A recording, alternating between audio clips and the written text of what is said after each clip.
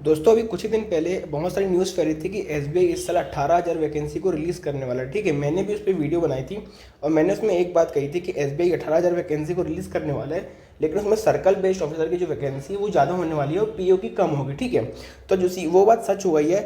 SBI ने अभी central based officer CBO की नोटिफिकेशन को रिलीज़ किया है, जिसमें उसने 2600 वैकेंसी को रिलीज़ किया है। ठीक है, तो आप देख सकते हो 2600 वैकेंसी सीबीओ की निकली है, तो आप ये मान सकते हो कि इस साल भी जो पीओ की वैकेंसी है वो ज़्यादा नहीं आने वाली, कम आने वाली। ठीक है, तो अभी अब बात करते हैं जो सीबीओ का नोटिफिकेशन निकला उसमें क्या क्या डिटेल्स है और कौन कौन इसके लिए अप्लाई कर सकता है। ठीक है, तो इस वीडियो को पूरा एंड तक देखिएगा।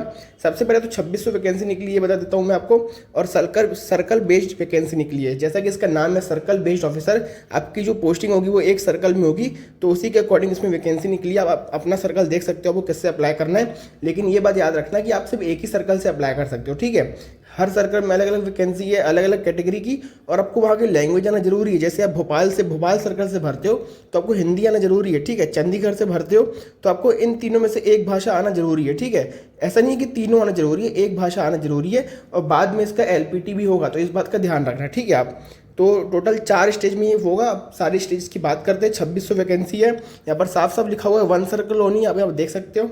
ठीक है, और जैसा कि मैंने बताया एलपीटी के बारे में, एलपीटी इसका होगा, लेकिन जिन स्टूडेंट ने 10th या 12th में वो भाषा पढ़ी हुई है और वो मार्कशीट देते हैं अपनी, तो उनका एलपीटी नहीं होगा। ठीक है, और सबसे इंपॉर्टेंट बात, इसके लिए कौन अप्लाई कर सकता है ये बहुत इंपॉर्टेंट है। ठीक है, अब यहाँ पर क्या लिखा हुआ है कि कोई भी बच्चा जो शेड्यूल कॉमर्शियल बैंक है, मतलब जितने भी हमारे इंडिया में शेड्यूल कॉमर्शियल बैंक है, आप जाके इंटरनेट से इसकी लिस्ट डाउनलोड कर सकते हो, आपको सारी लिस्ट मिल जाएगी कौन कौन से शेड्यूल कॉमर्शियल बैंक है। ठीक है, अगर वो उनकी किसी सब्सिडरी में काम करते हैं तो वो इसके लिए अप्लाई नहीं कर सकते।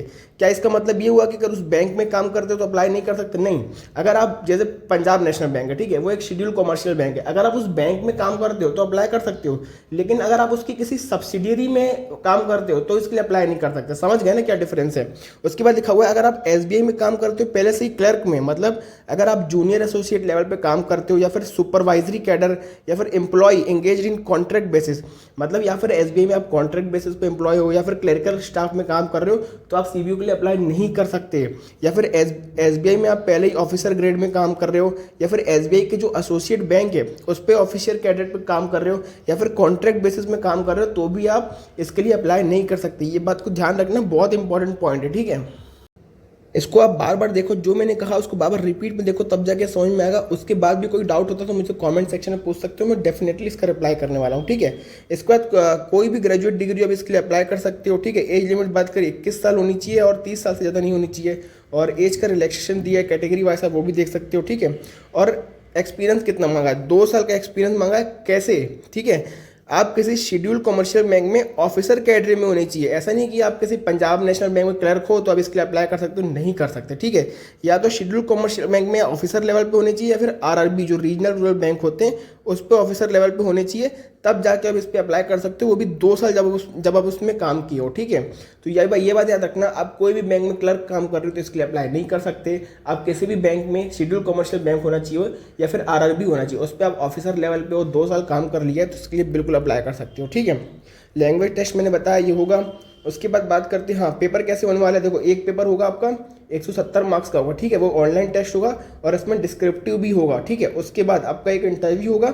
ये सारी डिटेल्स अभी एसबीआई रिलीज करेगा, तो उसमें कोई टेंशन वाली बात नहीं है, लेकिन अभी के लिए ये है कि जो इंटरव्यू है वो 50 मार्क्स का होगा, और जो ऑनलाइन टेस्ट है वो 170 मार्क्स का होगा। ठीक है, अभी सारी लिस्ट आएगी कैसे कैसे कौन कौन सब्जेक्ट पूछे जाएंगे, मैं उस पर भी अलग से वीडियो बना दूंगा जिसमें आपको लेवल और सारी चीज़ें मैं बता दूंगा, तो कोई टेंशन वाली बात नहीं। ठीक है, एलपीटी के बारे में मैंने आपको बता दिया। फॉर्म फीस कितनी है? 750 फॉर्म फीस है जनरल, ईडब्ल्यूएस, ओबीसी के लिए। एसटी एससी पीडब्ल्यूडी के लिए कोई फीस नहीं है। उसके बाद बात करें कब से अप्लाई कर सकते हो, 9 मई से अप्लाई कर सकते हो 29 मई तक। और मैंने ये सारी बातें बता दी। एग्जाम सेंटर आप देख सकते हो कहाँ कहाँ, जैसे एमपी में ये जगह पे है, तो सारी बातें बता दी। कोई भी डाउट हो कमेंट सेक्शन में पूछ सकते हो। ये पूरी नोटिफिकेशन की जो पीडीएफ मेरे टेलीग्राम पे मिल जाएगी। टेलीग्राम ज्वाइन नहीं किया तो डिस्क्रिप्शन में लिंक मिल जाएगी। तब तक ले गुड बाय।